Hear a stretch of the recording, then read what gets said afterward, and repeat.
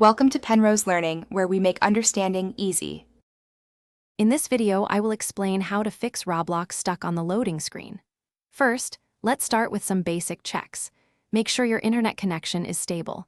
A weak signal can prevent the game from loading. Next, try restarting your device completely. This simple step can often resolve temporary glitches.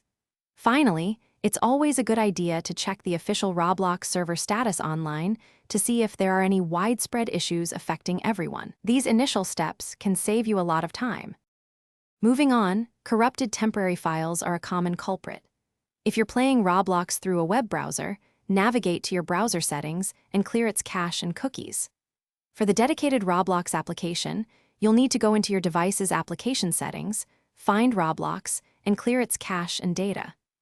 This action essentially gives the app a fresh start by removing any old, potentially problematic data that might be preventing it from loading correctly. It's a crucial step. If clearing the cache doesn't work, a full reinstallation is often the next best step. First, completely uninstall the Roblox application from your device.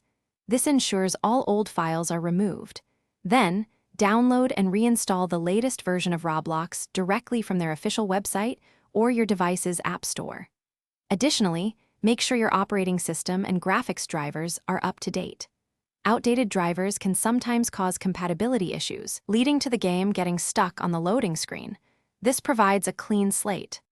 For more advanced troubleshooting, consider disabling any virtual private networks or proxy servers you might be using, as they can sometimes interfere with game connections.